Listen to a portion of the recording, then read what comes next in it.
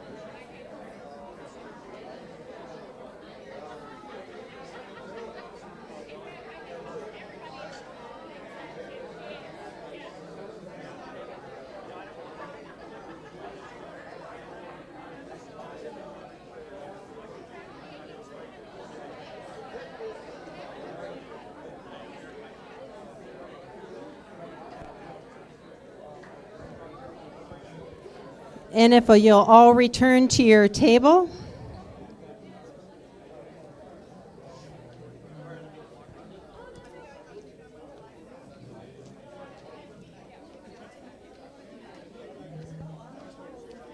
Okay, if you'll return to your table and stay standing, please. Dan Drabinski is going to lead us in our invocation. Thank you. Any specific prayers or prayer requests before we start? So I just found out this morning my business partner of 15 years has been battling cancer since late last year, and I just found out this morning he went in for a normal procedure this week. Under sedation, he went into cardiac arrest. So he's in ICU right now, so if you could just, his name's Scott. Scott. Yeah, and his wife, Kat. All right, thank you. Anyone else? All right, please bow your heads, remove any non-religious headwear. Heavenly Father, as we gather today in fellowship and service, we give thanks for the blessings you've poured upon our community. We lift up all students, parents, teachers, and staff as the new school year begins. May you grant them safety, patience, and joy in the months ahead. Bless the families of our city with unity, resilience, and peace in their homes. Lord, we ask your guidance and strength for our club this fall. We ask that you look upon Scott during his troubles. Please inspire our hands to serve with compassion, our minds to seek creative solutions, and our hearts to shine your light through every project we undertake. May your service be a true reflection of your love for our neighbors. In your holy name we pray. Amen. Amen.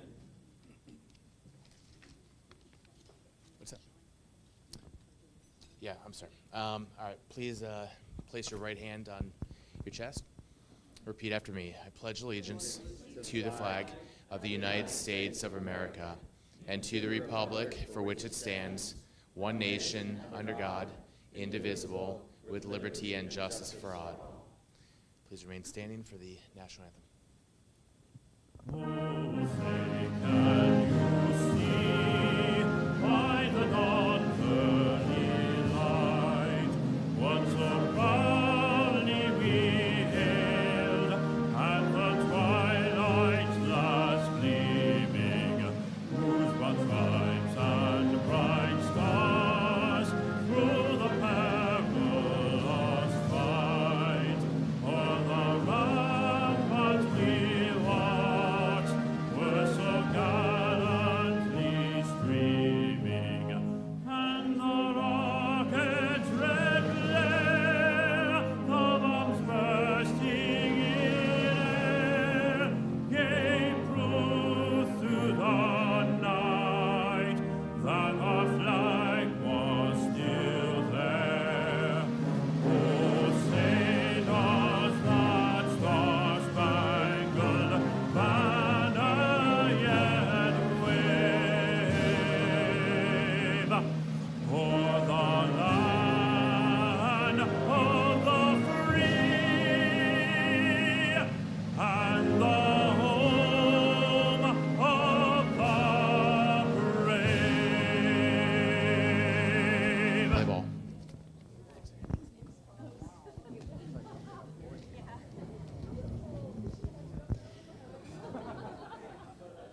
Well, we're honored today to have Orville Salmon with us today. So if you haven't had the chance to visit with him, please stop by and say hello to Orville on the way out. We're glad that you could join us today. It's good to see you. Happy Bucks. Do we have anybody who's happy for any special occasions? Any news? Yeah, thanks. Anybody? Okay, we got one over there. Sarah, you stole my thunder. Orville, when did you first start coming to the Rotary Club of Park Cities? I'm sorry. When did you first start coming to the Rotary Club of Park Cities? I joined in 1992. Back when you were a young kid? Yeah, 18 plus. Well, Only 99 now. it's such an amazing room when you're in it. I just want to thank you for coming down and joining us today. I'm better for having met all of these guys there and gals. Thank you.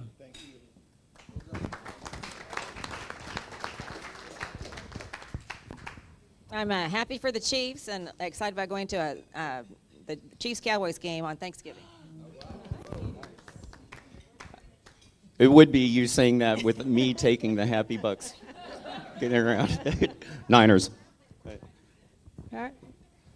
Got one more, Barb? It's in the middle. There you go. Well, I'm happy because 2 of our 6 grandchildren are coming to Dallas today from New York City, and we are going to have a great time. They're going to swim in the pool and go to the stockyards in Fort Worth and all the great Texas things, barbecue and Tex-Mex. Thank you, everybody. Do we have any new members with us today? If you joined in the last year, could you please stand? Good members today? Oh, there we go. Monty. There we go. Thank you.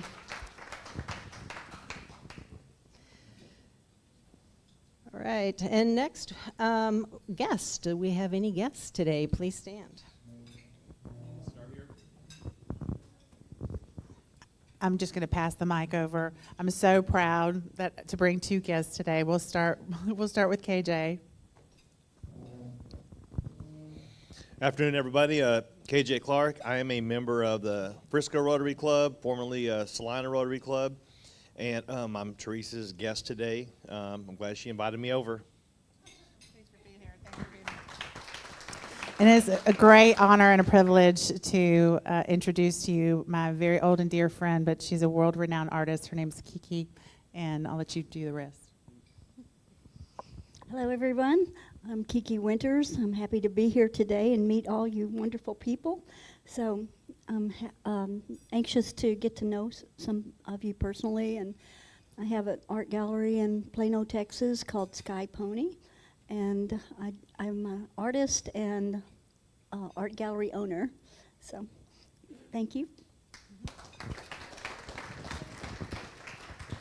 Hi, everyone. My name is Renee Santana. You've met me a couple of times. I've got 1 foot in becoming a member and 1 foot as a guest. But I do have a guest today.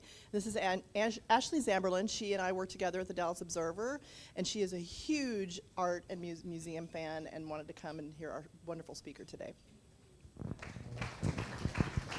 While I'm over here, I'll introduce my guest. This is my friend Rich Sermonello. He's a portrait and brand photographer.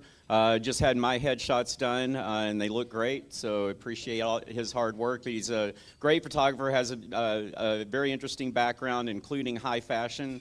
So everybody please welcome Rich and say hi to him before you leave. Yep. Thank you. And one more. Stand up. Go ahead, stand up. This is Tacy Nguyen. She is an immigration attorney and also does a lot of business between Thailand and the United States. So if anybody's interested in some connections to, I'm sorry? Oh, okay. So if anybody's interested in any connections internationally there, she'd be the person to talk to as well. So please say hi to her and welcome her today also. Okay? Hi. Yeah, thank you. Good. Thank you. And then Mark, I think we got one more on the other. Oh, 2 more. I'm getting my workout today. So it's not Christmas, but yet we have a sighting of the elusive and beautiful and magical wife of Tom Swift. A lot of people said, who in the world would marry that man? Do you have anything you'd like to talk about that? Silence. We got silence. That's excellent. Anyway, this is Renee, and many of you know her, and she heard that we were going to be talking about the Dallas Museum of Art today, so that's what got her in here early this morning. So say hi.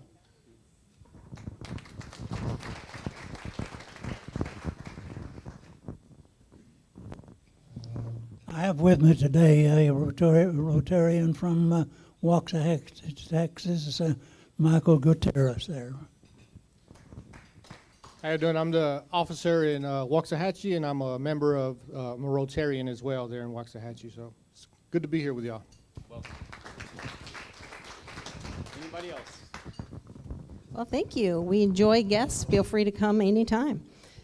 And then next we'll have our marketplace advertiser with Eric Harrison announcing. Yeah, maybe. Good afternoon. It is. Today's marketplace advertiser is the always shy, always quiet Kathy Wall, your local State Farm agent, proudly serving Highland Park, University Park, and the surrounding Dallas area. In her 32 years as a State Farm agent, Kathy has built an insurance agency team of 16 dedicated insurance professionals. Her team has more than 150 years. How do you do that when you're so young? Anyway, of combined insurance experience to help customers with service and claims. Kathy and her team offer a range of insurance and financial services including auto, home, life, health, bank, annuities, and even pet insurance. And those of us who are pet owners know how important that is. As a small business owner herself, Kathy and her team work with many small business owners with needs for their businesses. We believe in the power of relationships, so give her a call to discuss the safety of your future. You are our priority, so call Kathy Wall on Lover's Lane. She can't wait to serve you. Please thank Kathy for her support of the Hub and our club. Thank you, Kathy. When my husband and I were newly married, we had an English bulldog, and he was a resident and I was in law school, and we didn't have a lot of extra income coming in, and that English bulldog was breaking us with vet bills, and we got pet insurance, and it helped a lot. All right, Holly, you're up next.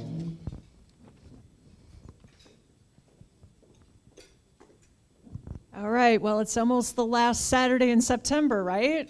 Well, you know what comes at the end of September every year? It's the Foot Care Clinic for the Homeless, and once again, it will be at the Austin Street Center.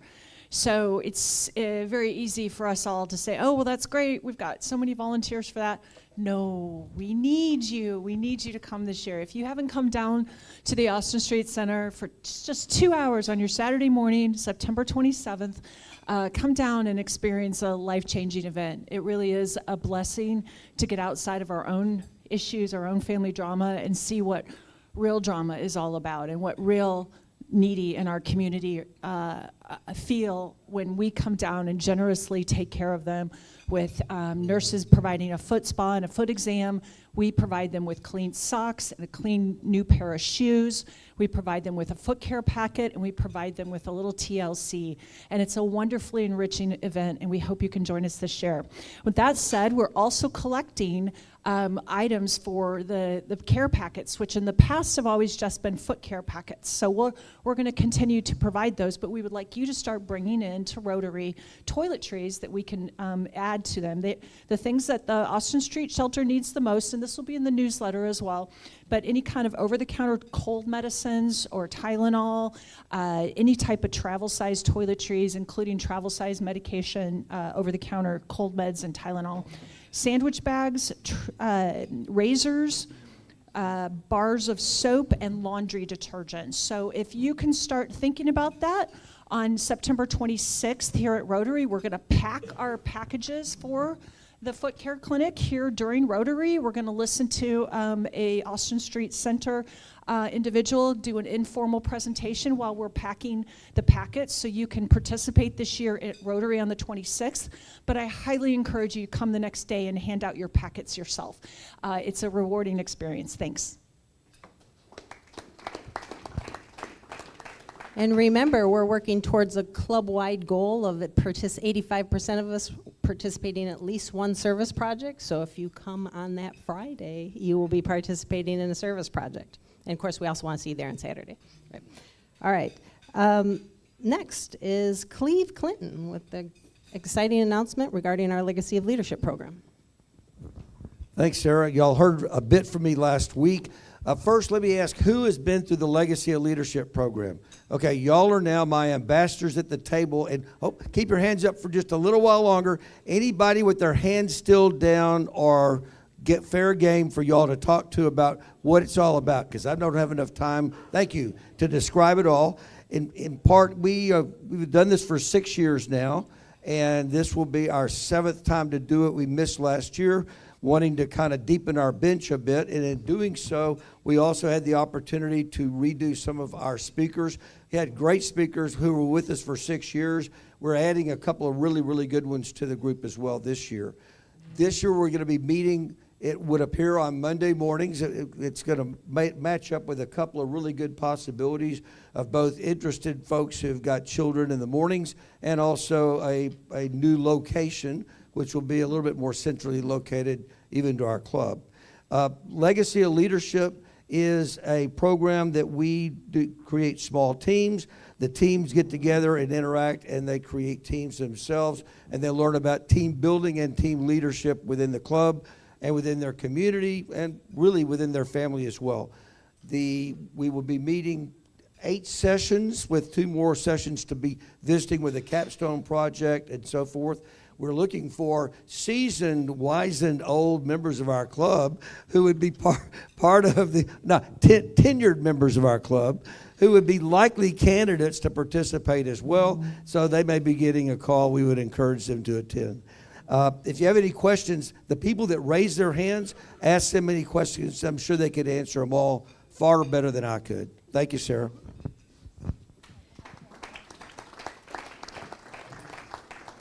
Thanks, Cleve. And now Siobhan is going to step up and talk to us about how to propose a new member. So everybody should have a sheet on their table, and on one side has a list of what our current dues are and our types of memberships that we have. This is also available on our website. And then on the other side, we kind of outline here for you the steps that someone would need to go through in order to join our club, and this begins with the sponsor or proposer. And so if you want to propose or sponsor someone to join our club, you can actually do this on our website. So just go to the drop-down under membership, fill out their information. They don't need to know what kind of membership they want. We will help them walk them through that. And if you fill out this form, it comes directly to me and to Lori, and we'll reach out and take it from there. So we really appreciate you all bringing guests, introducing people to our club, because our greatest source of new members are you all. So thank you.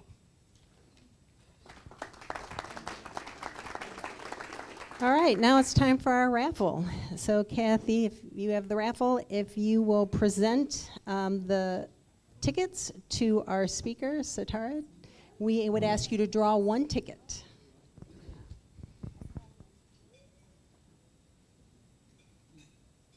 All right, let's see. Now I'm going to try to figure this out since our stand's not working very well. I got to try to juggle all these things. All right, so our winning ticket is 5084. 5084. I feel like you've been up here before. Yeah, I haven't won yet, though. Oh, by the way, it's $183. All right. It's too early to win.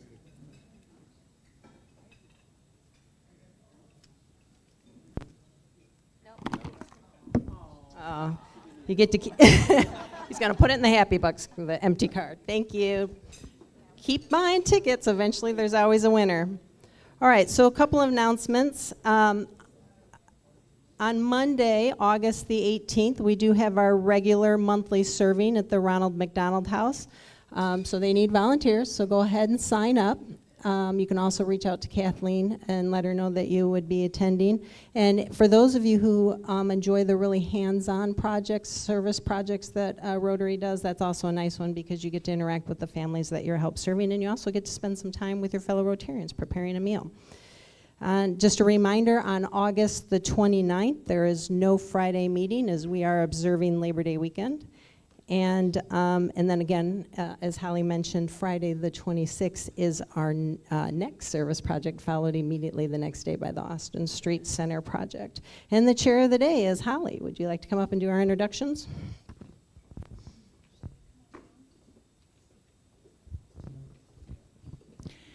Well, I'm very pleased and honored to introduce our speakers today. The Dallas Museum of Art is a client of mine. I help with their contracts through their business brokerage. So risk transfer is my expertise. If you're wondering why a lawyer works for a brokerage and does contracts, that's why. Risk transfer is a big part of why your insurance costs a lot, right? So I help with their contracts. So in any case, I asked them if they could speak, and they were gracious enough to agree. And we're very happy to have Setareh Parvaresh, sorry, I practiced it, and then of course I get up in front of you all and get nervous. So she is a nonprofit. I'm going to speak about her first, and then Susan McIntyre, who's also here with us to speak. Setareh is a nonprofit arts leader with a multidisciplinary background spanning music, science, and philanthropy. Originally from Boston, Massachusetts, she has a Bachelor of Music in Viola Performance from the Peabody Conservatory of Johns Hopkins. She also has completed post-baccalaureate studies in sciences at UCLA, and she's currently pursuing a Master of Arts in Arts and Nonprofit Leadership at SMU. So quite the academic background, but it all focuses on the access to arts, ethical partnership development, and the role of museums in cultivating civic belonging. Her current job is manager of corporate giving at the Dallas Museum of Art, where she oversees strategic partnerships and sponsorship development in support of the museum's exhibits and community initiatives. Her work has contributed to the success of major institutional projects through high-impact fundraising, corporate engagement, and collaborative programming.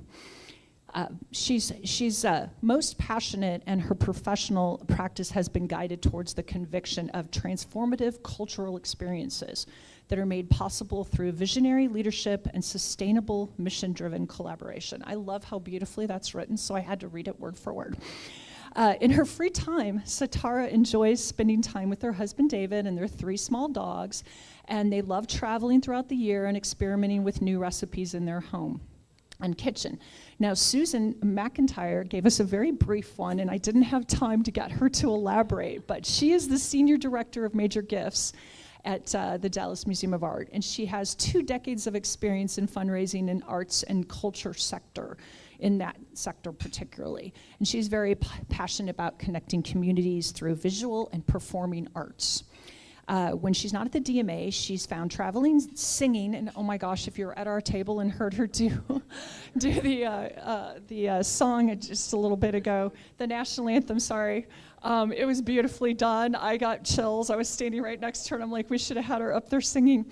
Anyways, spending time also with her 3-year-old daughter and her husband and their Labradoodles. So I'm very happy to present our 2 speakers, Sarah and Setareh, today.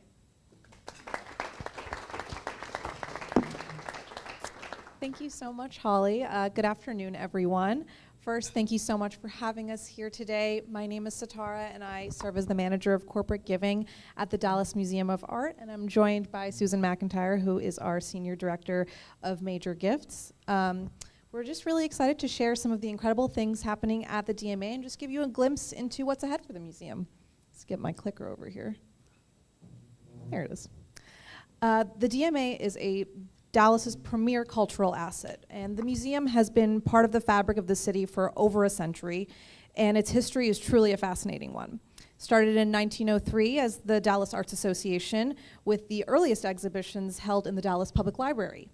Over time, we've grown from a small group of 50 art lovers to a world-class museum that now really anchors the Dallas Arts District. In the 1930s, the DMA expanded its focus beyond collecting to really engaging the community. We offered weekly lectures, children's programming, and newsletters.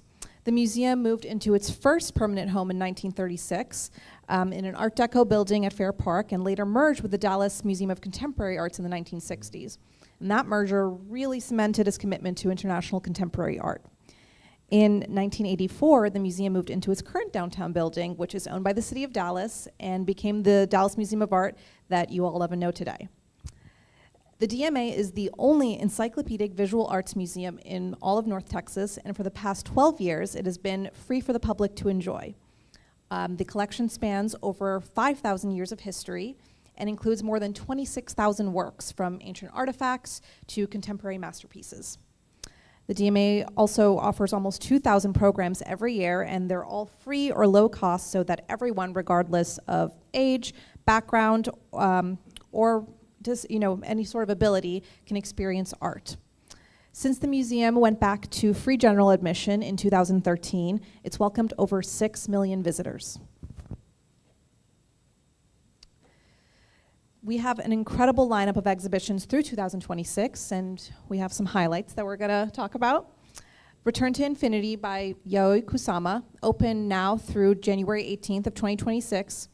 It's an immersive and interactive exhibition that features Kusama's iconic pumpkin room, which is one of her most celebrated works. You can kind of see the picture over there with the pumpkin and the polka dots. International Surrealism is opening November 2nd, and that is organized by the Tate Modern and features works by masters like Pablo Picasso and Salvador Dali.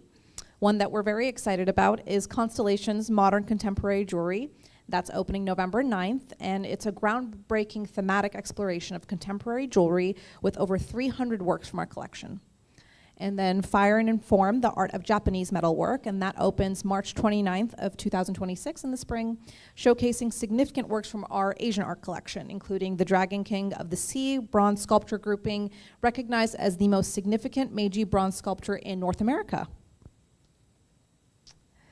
In total, all of the DMA's education programs reaches over 112,000 individuals annually.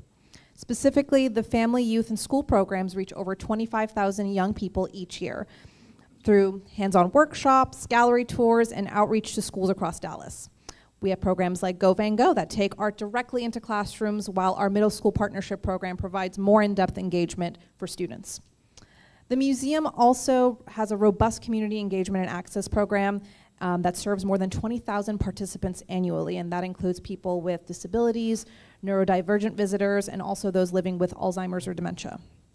New this year, the DMA launched the C3 Satellite Pilot Project to provide formal spaces within targeted Dallas neighborhoods for people to engage in art-based discourse and conversation.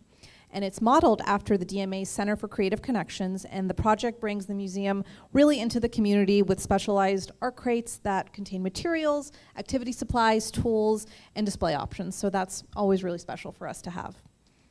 And like I mentioned, the beloved Center for Creative Connections, C3, we welcome over 100,000 visitors a year. It's an interactive learning gallery that invites people to explore art in hands-on creative ways, and we're thrilled that after several years of closure due to flood damage, C3 will officially be reopening March 14th, 2026, this spring, with a new exhibition called Rhythms on Repeat. So be sure to come and check that out when we reopen. Our adult programs offer creative opportunities for people of all backgrounds and abilities to connect with art in the Dallas community. And we collaborate with curators, artists, scholars, and community partners to provide everything from art making workshops and gallery tours to community festivals, artist talks, and academic lectures. We also have some truly unique signature programs, some of which you guys may have heard about. Arts and Letters Live, where we bring in award-winning authors, actors, historians, and cultural figures. And between October 2025 and September 2026, Arts and Letters Live alone will offer 35 programs, so there's always something new to discover. And we also offer interactive programs like Museum Murder Mystery, which offers an engaging way to explore the museum after hours while still having some fun. One program I'm especially excited about is Meet Me at the Museum, and it's our signature event series designed to create memorable, one-of-a-kind experiences. This year kicks off in August with Jazz at the Museum coming up on Saturday, August 23rd, so be sure to get your tickets. Over the course of the year, we'll have 12 events, which will include brunches, jazz nights, and late nights at the museum. And it's really just a fantastic way to experience the DMA in just a completely different light after hours, and an experience that I don't think you'll be able to have anywhere else, really. Corporate support is a huge part of how we connect with our community. We offer sponsorship opportunities for exhibitions and programs, and this can be a really great way for businesses to create brand awareness, reach new audiences, and offer unique client and employee engagement opportunities. And when we talk about sponsorship, it's not just about putting a logo on a wall. It's about creating really memorable activation that really resonates with our audiences. For example, we are a partnership with 7-Eleven that brought the iconic Slurpee truck to the museum on Free First Sunday, and you'll see a picture over there.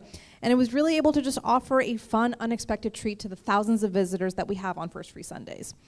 Or our collaboration with the JW Marriott during Meet Me at the Museum, which provided guests a really elevated hospitality experience that really complemented the evening's programs. The museum has also enjoyed a long-standing relationship with Sewell Automotive. You'll see a picture up there. When they sponsor an exhibition at the DMA, a crowd favorite activation is showcasing one of Sewell's newest fleet vehicles right here at the museum, a feature that always draws excitement and conversation, so people really love seeing that. That's an example of one that we did a few years ago. So whether it's a major exhibition like International Surrealism or a dynamic program like Meet Me at the Museum, there really are so many creative ways to partner with us and bring brands to life at the DMA. We also have our Corporate Partners Program, which you'll see the little sheets on your table. And that is tailored so each partner receives benefits that fit the needs of their businesses and their employees. Our corporate partners have access to VIP event invitations, exclusive access to the museum, and prominent recognition. Our membership starts at $2,500 for small businesses under 50 employees and goes up all the way to $25,000 for premier access to the DMA. And now I'll hand it over to Susan, who will speak on individual giving and membership. Thank you, Setareh. I'd love to see, can you hear me? Okay. I'd love to see a show of hands. Who has been to the DMA? I'm so pleased to see almost every hand up. Now, wait, keep your hand up if you are a museum member. Thank you. Thank you so much. So our museum members really make things happen. They bring our art to life. We have 11,000 general members at the museum. My department works with all of our upper level members, which includes our DMA Circle group, which is 600 members strong, really comprised of city leaders and philanthropic leaders in our city who love the museum and want to not only support the museum, but also support the fact that we offer free general admission to the permanent collection every single day. In addition to that, people seeking out more targeted memberships, we have a junior associates membership that is for people between the ages of 21 and 40, as well as special affinity groups for contemporary art and decorative arts. In addition, not on my sheet, is the DMA League, which is a group of women, 500 members strong, that provide programming, special programming throughout the year, including talks, curator talks, lectures, and even out and about art events. Outside of membership, there are other ways for individuals to support the museum, and that is through special events. So this fall, in the past, you may have heard of either Art Ball or 2x2. Both were special events that supported the DMA. This year, we've taken the best of both events and are debuting a new event entitled the Collection Gala, which will be on October 18th. And it will be an evening of fine dining and party celebration that also includes a high-end art auction with a special celebrated artist. So we're really thrilled to debut this new format in October. Swiftly on the heels of that, we are celebrating our Constellations exhibition, which Setareh mentioned. It highlights over 300 works of art, wearable art, that are in our collection from 250 different artists. And so in celebration of this really wonderful exhibition, we're having a special fundraising luncheon on November 6th, and there are ways to be involved with that as well. And then our Center for Creative Connections, which will be reopening in March. We're so thrilled. We've had an adjunct space up on the 4th floor to continue to serve families while it's been closed, and we're just delighted to reopen it.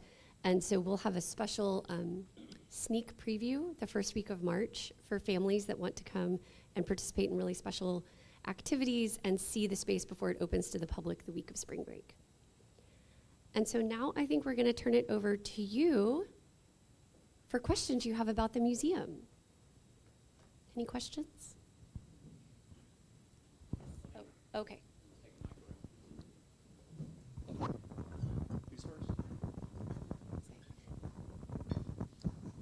My daughter and I were there a couple weeks ago. I'm amazed at the extensive exhibits that you have there.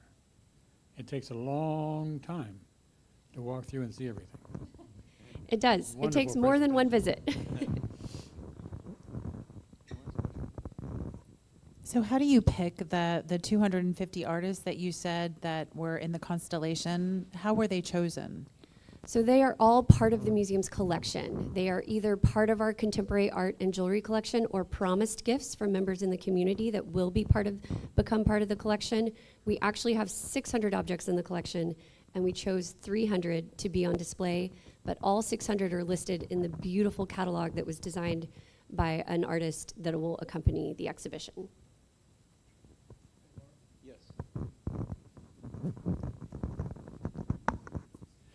Can either of y'all speak about the new exterior look to the museum? The upcoming transformation? Yes, the transformation. Thank you. That's an even better word. Yes, so many of you may have seen that the museum had an architect selection process and selected SIOBHAN Arquitectos, which is an architecture firm based in Madrid and Berlin, to reimagine what the DMA is to serve our needs for not only our growing collection, but how to provide better wayfinding to our visitors and also address some storage needs as our collection, 26,000 objects strong, continues to grow. And so usually a more traditional way that a project like that might be undertaken is that you get a group together, you decide to do the project, you figure out how much money you raise, and then you hire the architect.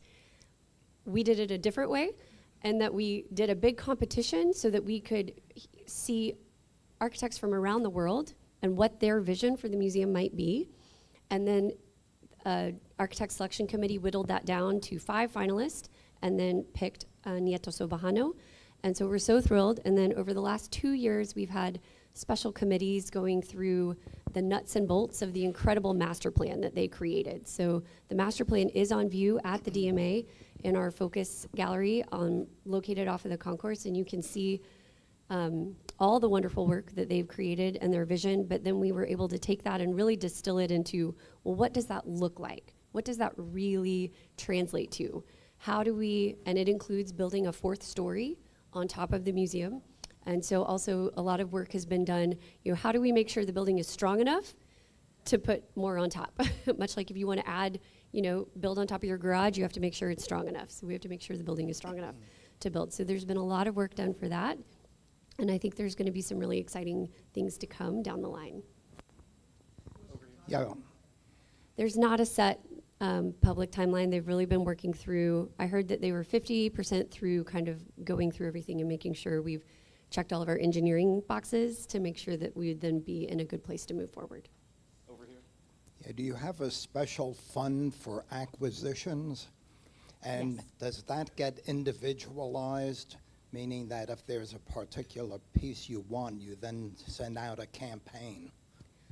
Yes, so the museum has multiple acquisition funds for different things, including 2x2 that I mentioned. All of the funds raised by that event supported contemporary art acquisitions and programming, but there are multiple acquisition funds in the museum. There are several endowments that were created over the different years, specifically for art acquisitions.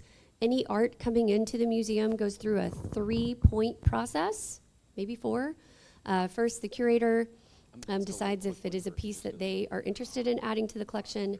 Then they write an entire briefing about why that piece should be allowed into the collection.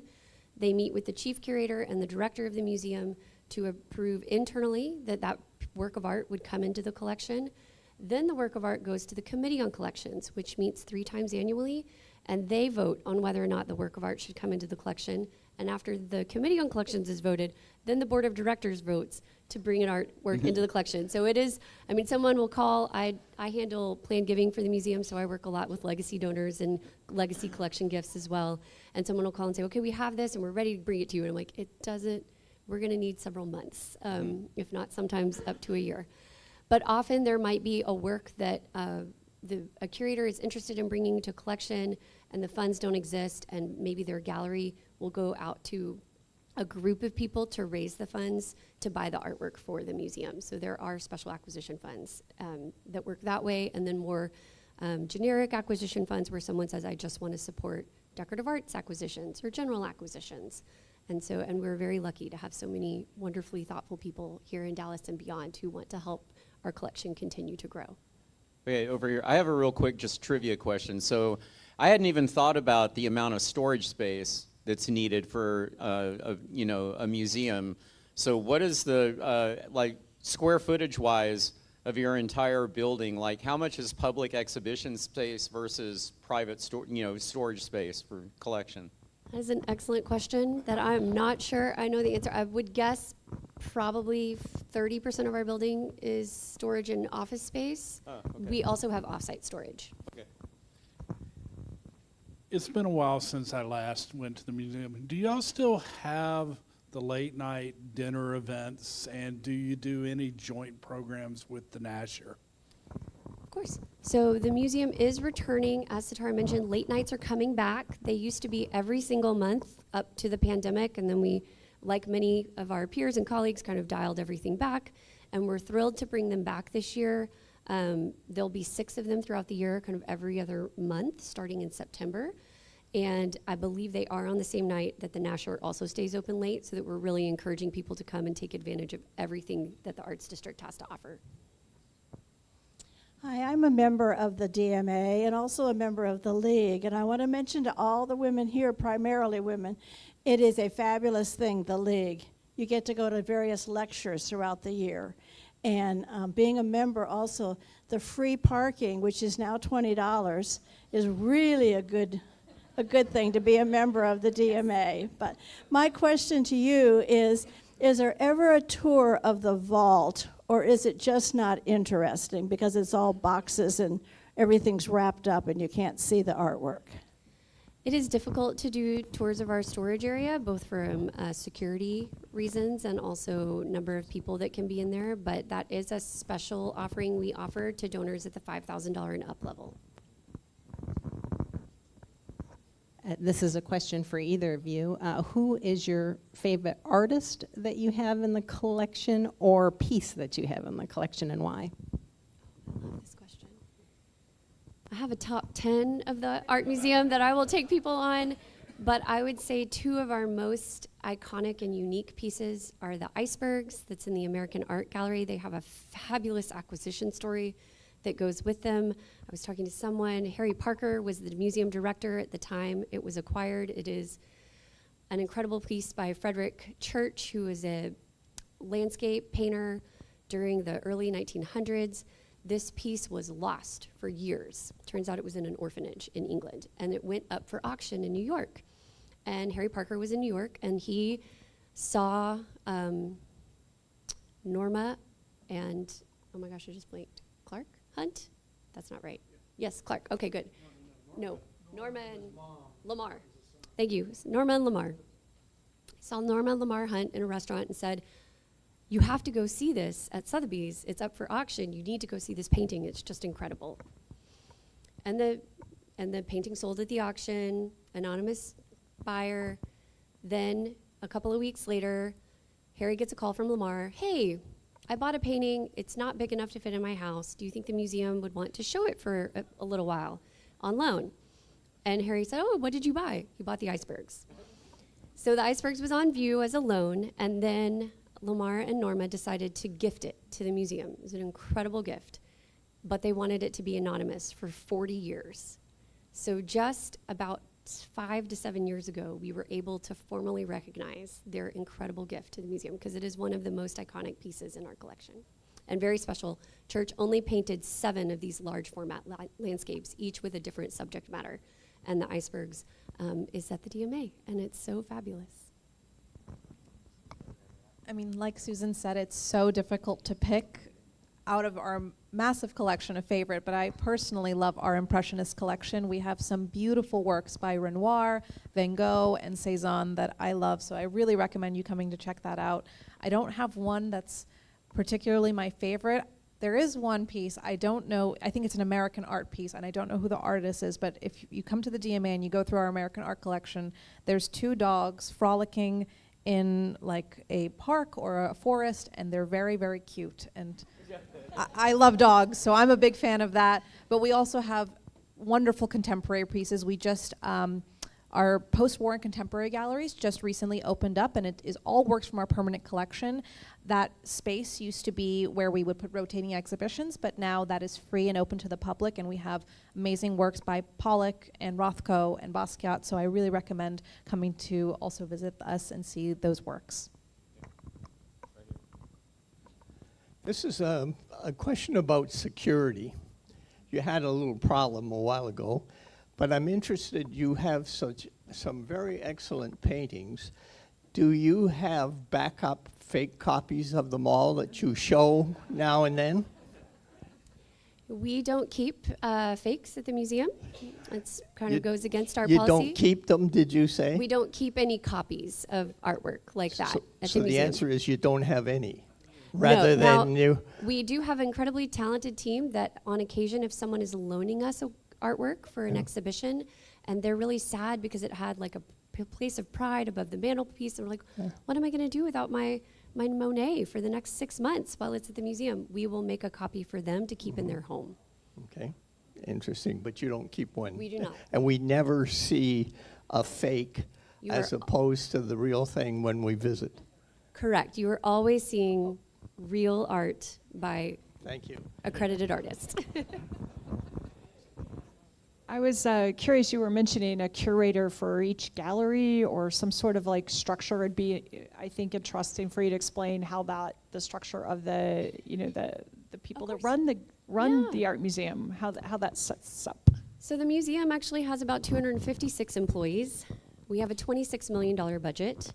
Half of our budget is contributed income that comes from memberships and gifts from the community, corporations, foundations, the city, our government, and then Half comes from our endowment, or a little less than half comes from our endowment, and then about $5 million of the budget comes from ticket sales. We have, as Setareh mentioned, we're the only encyclopedic art museum in all of DFW, so you can come and see art from any period of any time, from any country, all under one roof at one time, and that takes a large curatorial staff. We have a contemporary art department because the museum is very committed to continuing to grow its contemporary art department. We have 3 contemporary art curators. We have 2 European art curators. We have a works on paper curator. We have an African art curator, an Asian art curator, an American art curator. I missed one. A decorative art and design curator, and an Islamic art curator. So I believe, I wasn't counting, it's 10 or 12. It moves, it's a moving target. And then they have curatorial assistants that support them.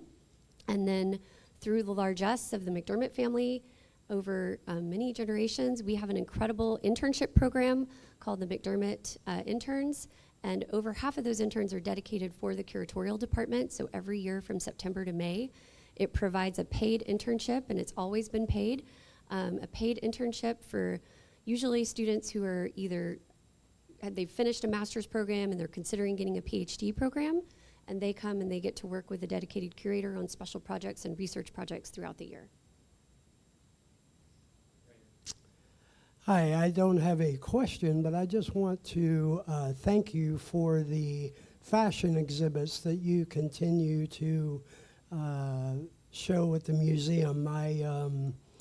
I just lost my mother this last spring, who was a DMA member forever, and we have a family business. We've been in the fashion industry, company still running almost 50 years later, and my mother always, always, always was at every fashion exhibit that you guys did. So it's got a special place in my heart, and I just want to say thank you for continuing. Obviously, with the Dallas Market Center, there's a huge fashion industry here in Dallas anyway, but just keep up the good work with that. And finally, I've got a son who's a couple of years away from finishing his PhD in art history, so I may hit you up for a job soon. Hey, tell him about the internships.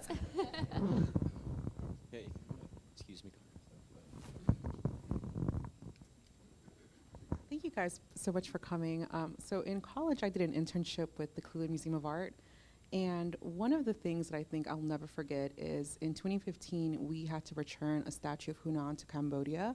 And it was the most exciting moment of my life because the museum just got turned upside down and every department was part of this. Is there something that's happened at the museum where no matter what happens, you're going to move on and you're going to look back and that'll be the most exciting moment of your life working for the Dallas Museum of Art? That's an excellent question. I was prepared for it to go a different way. Sorry. I was about to talk about the NAGPRA list. There are so many incredible moments. You know, what I love about my job and my work at the DMA is that I get to work with people who love art and love our community. And those two things come together. There are incredible moments like the Dior exhibition, the Cartier exhibition, this upcoming Constellations jewelry exhibition that I've gotten to work very closely on fundraising for and sponsorship for, that really show me the love many people in the community have for the museum and all the incredible programs they do. I'm not sure if there's one defining moment that I look back on, but there are really many that are always, wow, it was an incredible day at work today. So Susan's been at the museum for quite a bit longer than I have. I just started last November, so haven't been here very long, but I will say working at the DMA is truly a privilege, and to be part of an organization that is committed to community and bringing arts and culture to the DFW area. I mean, it's a really amazing organization, and I love my job. I work with our sponsorships and everything corporate, and being able to work with people that know how much the work that we do matters, I think is gratifying within itself, and being able to bring activations and collaboration to the museum. Right now, a really exciting project that we're doing is with Samsung that's coming on view to the museum in September, and we're able to bring AI into the museum for 8 weeks. And so that's going to be a very fun thing to do and a really exciting innovation to be a part of. And so I've had the privilege of working on that project and having it come to life. And so doing things like that makes your job so much more worth it and so exciting. So there's not one particular moment that I would say like has been the best so far, because every day I feel like I love my job so much. But I'm sure as I continue to work there will be one moment that will be like, wow, this will be the best. But yeah, it's been so wonderful to be at the DMA. Okay, we have time for one more question. Anybody have a last question as a send-off? So you mentioned that 40 years where you had to keep that a secret. Are there any other interesting piece or stories about a piece of art in the museum that you could share? Of course. I'll leave you with, Setareh mentioned we have our new permanent collection installation is from our contemporary art collection, and there is a Basquiat in the museum's collection. And not very many museums have Basquiats. They are really in the private market mostly, so it's very special to get to see one in a museum. If you come see it, you'll notice that it's a door.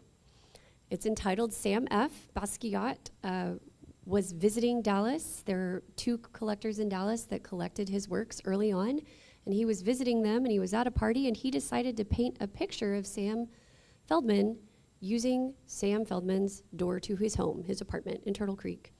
And it hung on his wall for many years, and he promised it to the museum. Basquiat was here for a Basquiat exhibition of his work in the 80s, or maybe early 90s. And so that door came into our collection after the Feldmans passed away. And it is an incredible picture of Sam. Sam happened to be wheelchair bound, so it's also an incredible way for people to get to see something they might not see regularly depicted in art, and just is a piece of Dallas history that's now hanging on our wall, but started out as a doorway in a Turtle Creek apartment. Okay, well, thank you for being with us today. I think we collectively really enjoyed hearing from you.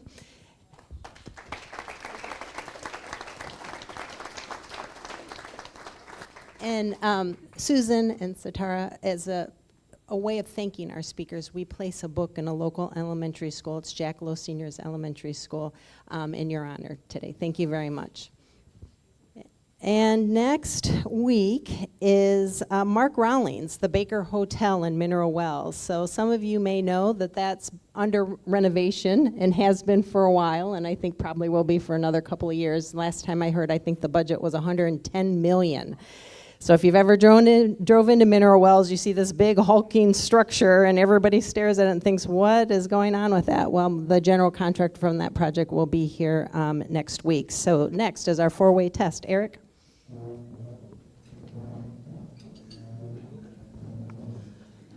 Please join me in the 4-way test of all the things we think, say, or do. First, is it the truth? Second, will be fair to all concerned.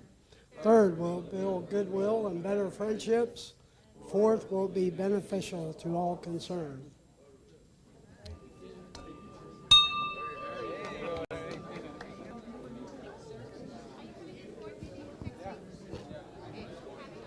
Yeah, we have to